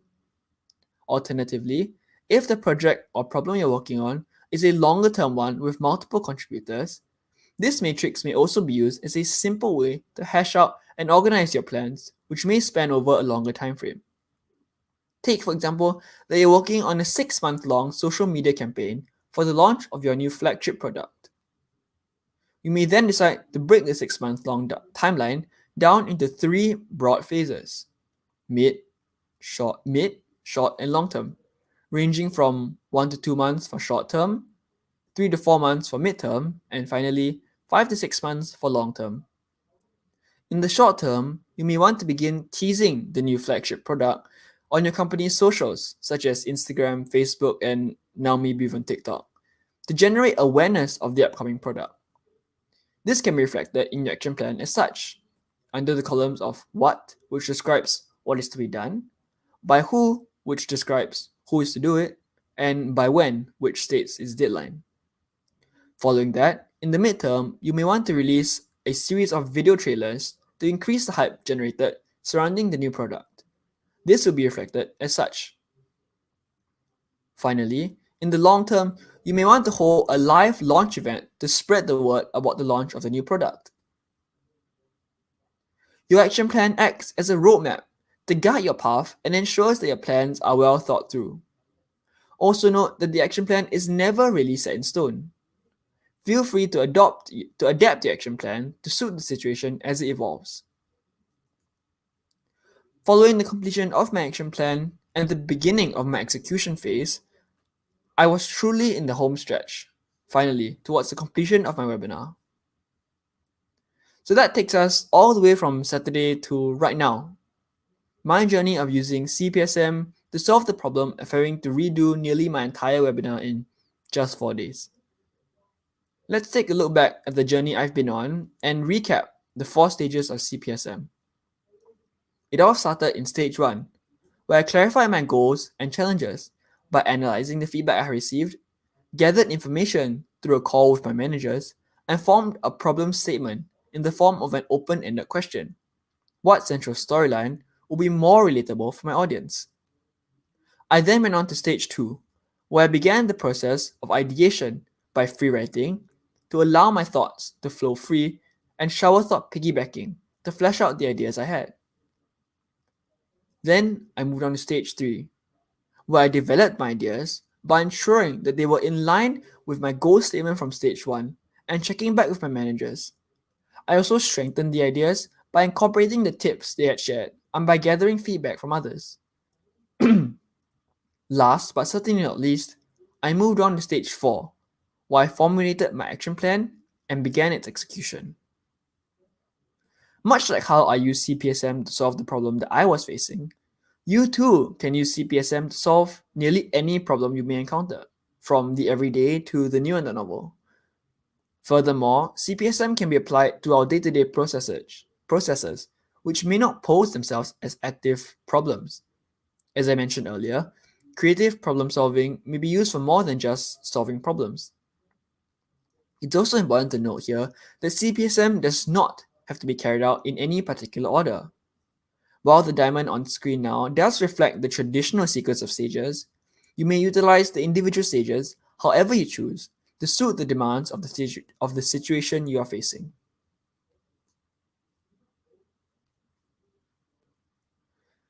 In all honesty, I've always been kind of a sore loser. I've always taken pretty badly to failure, and while I may joke about it now, when I was hit with you've got to come up with a new central storyline and rewrite nearly everything, I was pretty devastated and almost angry at my managers for not understanding the vision I had for my webinar.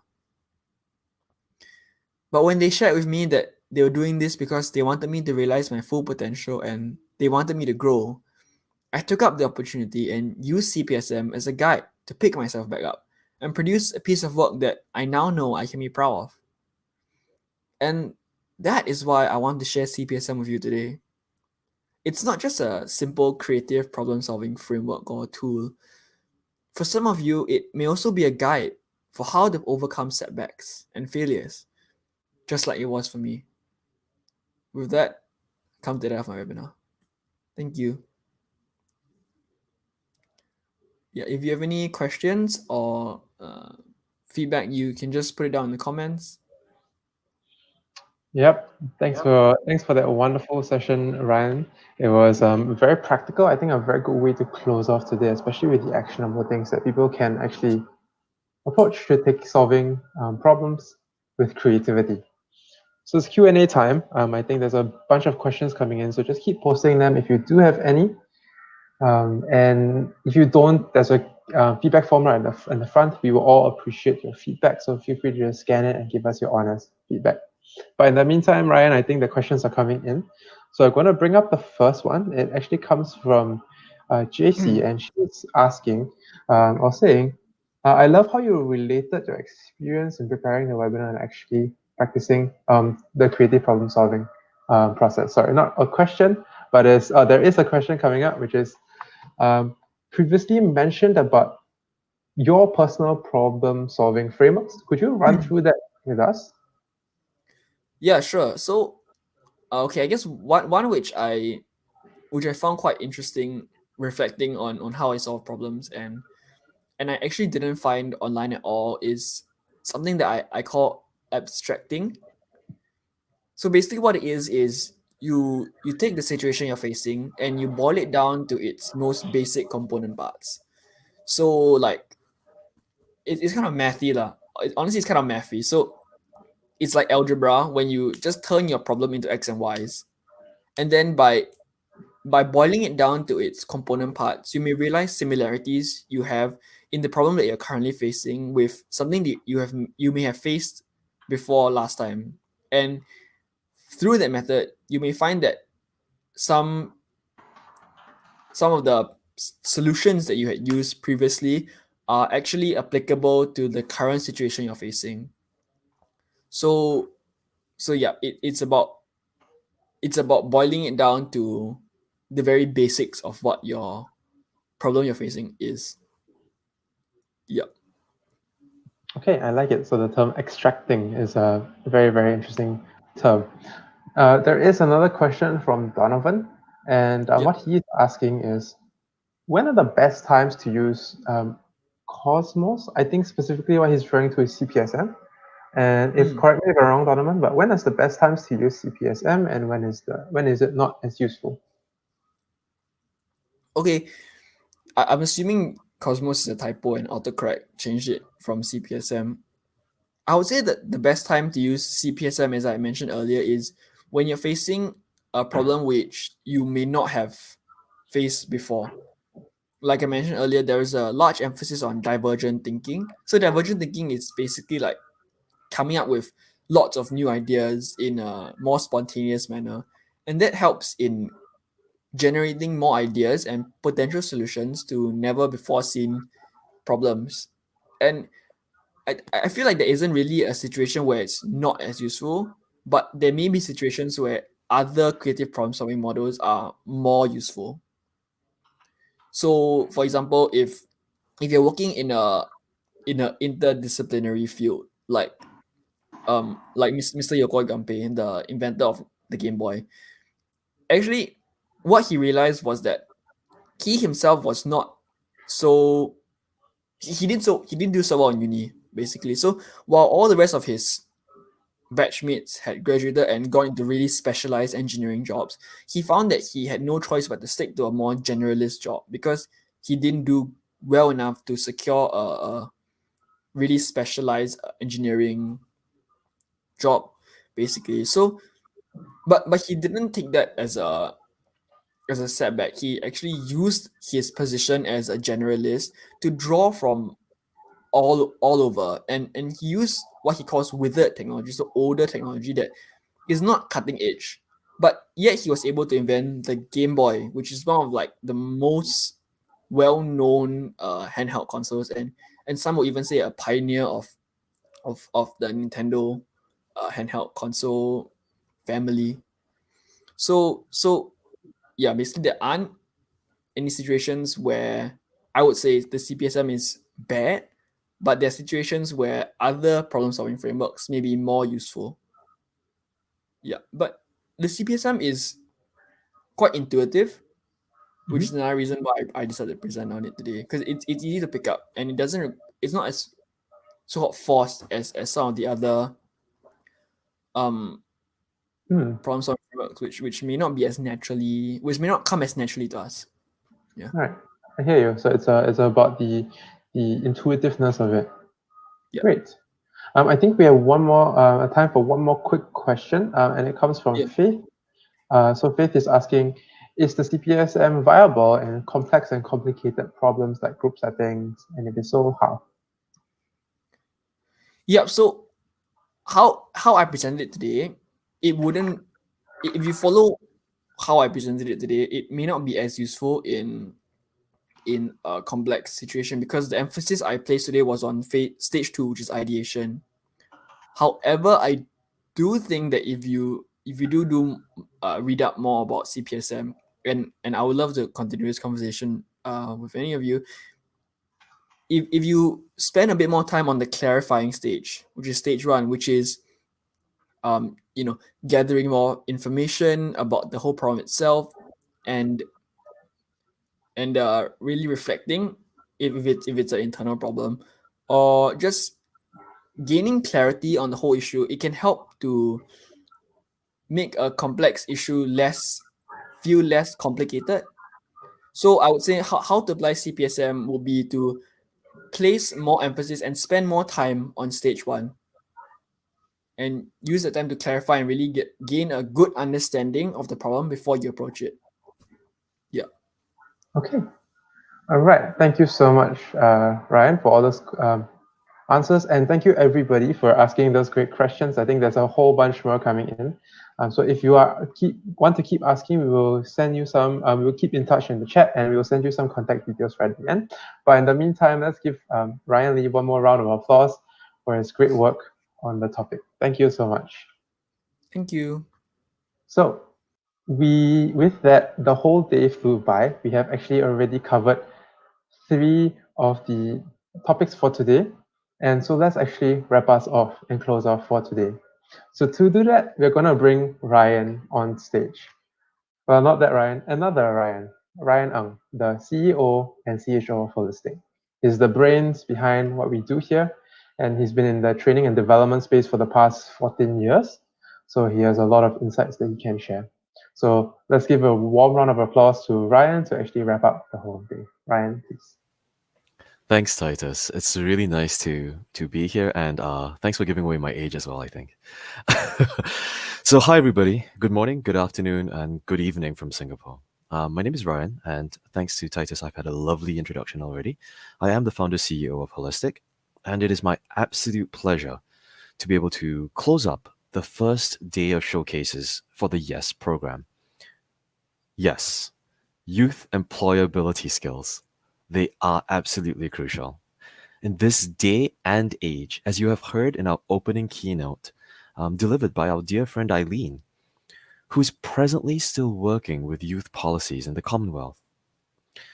She's working there, developing youth policies, and that really gives us a sensing, almost that urgency, that there's such an importance, not just about taking action for youth employability skills, but that there is a rising of importance about it too, and it should not be underestimated. All the way from policy to us on the ground, we have got to realize that these actionable skills are key to not just developing ourselves right now in the present, but also in order to future-proof ourselves for whatever work might look like in the future. And the scary part is, we don't know what the future of work is going to look like. And we can't prepare for what's going to happen in the future, but we can prepare ourselves to be as ready for it as possible. Right, so what are some key skills that people have been speaking about these days? I believe in the opening address, Eileen mentioned something about teachability. And that was a term that sprung about, I guess, maybe 2 years ago. Right, so many people, when you're looking at who to hire nowadays, they no longer just look purely at grades alone. That's just one portion. That's just one aspect of the entire thought process surrounding hiring. Teachability, when you break it down, is seen in the sense of being willing to learn. Today, you heard about the right mindset that we need in order to drive our learning forward. And that's what we do, right? We always try and break down all of these concepts into almost very bite-sized based skills. So mindset was the very first skill that we covered today. If I could draw your attention to our first presenter, if you missed it, the beauty about being on YouTube is you can always rewind, right? Our first presenter, Harriet, spoke about growth mindset, spoke about the fixed mindset. But did you know that Carol Dweck, the psychologist credited with all of the growth mindset theories, has herself suggested this, that the most important thing to highlight about mindsets today is not to have a false growth mindset. Something that Harriet mentioned. But what does that actually mean for us, for you and for me? It means this. It means that we have to be honest to ourselves about whether we are actually open about learning and growing. What I loved about this Yes program was that every single participant who's made it through to today said yes to learning and growing. And guess what? When we talk about employability skills, that's one of the key things that employers look for, right? What else did we speak about today? Communication. It really does form a lot of the basis of human life. Let me pause for a second and just remind you all that it's not just in the presentations that you heard today. It's not just limited to webinars. It's not just limited to our showcase day, but that these principles of communication are seen everywhere. In advertising, on television, the fact that Suits is such a memorable moment. Pictures that you see, images, we're always perpetually bombarded with information about communication. And that's the reason why I thoroughly enjoyed the tips that Susan shared. But don't limit yourself. Kinesics and proxemics. If you walk around next time, even though we have enforced social distancing, someday when COVID ends, hopefully, that might not be around anymore. Enforced social distancing. But proxemics suggests that you do need a little bit of distance between yourself and another person. Why? To make sure that they are not uncomfortable. Right? Don't stop there as well. Look further at cultural communication.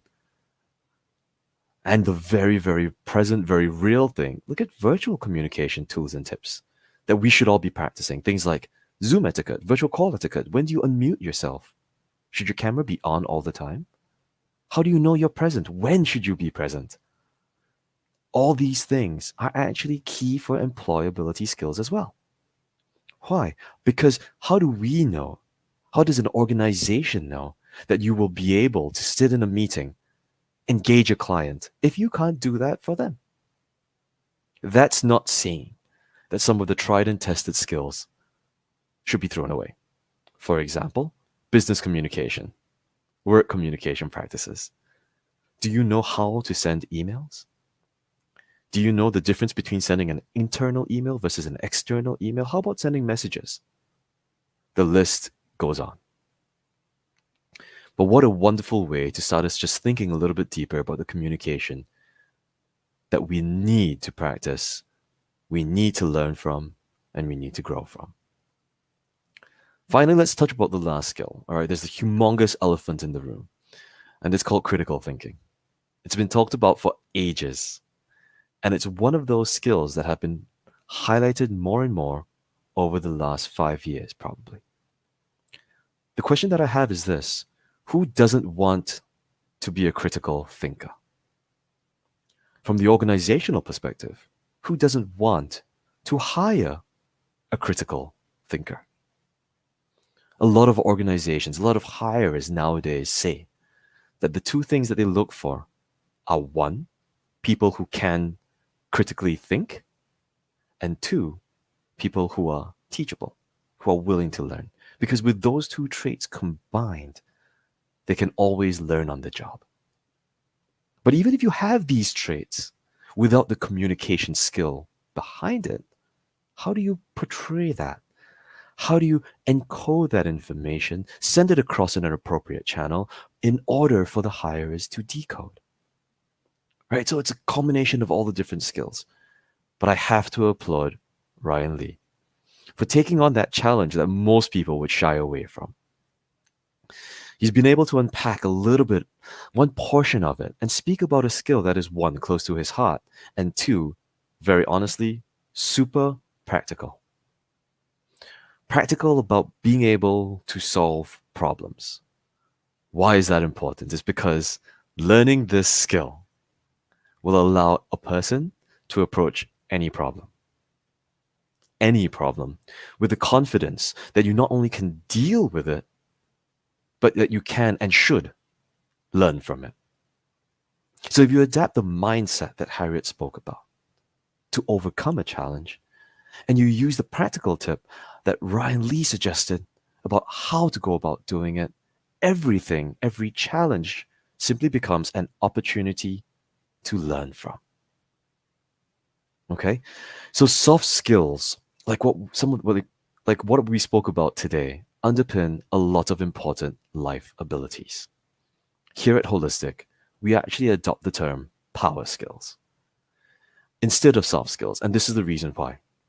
The president of Dartmouth College, Philip Hanlon, argues, and this is something that we firmly believe, and we agree, that all of these hard won or hard fought for skills are extremely powerful. So we should call them by the proper name, power skills, which would quite literally empower each individual to be better prepared across all facets of life. You've heard some of the things we've talked about before. If you haven't, reach out to us, let us know. The difference between what people look for in singular things, being a specialist at work, being an I, versus let's try and be more generalist nowadays and go from an I to a T, and go from nowadays a T to an M. Be both a specialist and a generalist all in one. And why do we suggest that? Because these power skills that we're talking about, things like communication, things like the mindset that you need to do, things like being creative about problem solving, are transferable. You might not be able to necessarily move Python in your daily life or use Python coding or C++, or maybe for those of you who are familiar, some of the SAP suite in your daily life. But if you learn how to communicate and how to speak to people at work, can you transfer that speaking to family and friends? How about collaborative skills? If you are naturally good, or if you have worked on and improved about how to work in a team, and can you take that to an organization and back to life in a team sport, for example? The list goes on, okay? That's true for so many of these key skills. A few that I'd highlight: leadership, people management, team skills, collaborative skills, digital research. It doesn't just apply at work, but it applies in your life. How do you know to be discerning about the things that you're reading nowadays? Like we talked about earlier, you're bombarded with so much information. How do we be discerning and going, that one I can apply, this one I shouldn't? I just like to stop right there and leave that as a teaser for tomorrow. And I want to take the time to thank all of you. Thank you for being a wonderful audience. And I sincerely hope that you've picked up a couple of practical tips that you can immediately put into practice today. More importantly, come back tomorrow. Come back tomorrow to see how personal growth is not enough. Come back tomorrow to see how we can go from personal growth to positive change. Cheers, and I'll see you all tomorrow. Back to you, Titus. Thank you very much, Ryan Ng, for that. And thank you for closing off today's session with a wonderful and insightful view of skills. And like you were saying, tomorrow we have a very packed day full of things that you can take away from. All the practical things you can take away from different areas in positive change. So we'd love to invite you, equip yourself more now that you have the basis of the personal growth, moving into how you can actually bring positive change and bring positive action to the people around us and to ourselves. Okay, so before we go, we'd like to thank every single one of you for saying yes to your own personal growth and joining us today. And all the speakers would actually like to come back on and say a few words of thank you and goodbye. So I will bring them on right now. Welcome back. Hello, Susan. Hi, Ryan Lee. Thank you so much for today. Harriet as well. I know you're in the audience. She is very happy to have everyone watch her webinar. So, Susan, Ryan, thank you for the session today. Let's all say goodbye. And we want to say from everyone here, from the Commonwealth Youth Programme, the Commonwealth Students Association, and Holistic, we'd all like to say thank you and see you tomorrow. Okay, Thank you. bye everyone. Bye. Bye, everyone.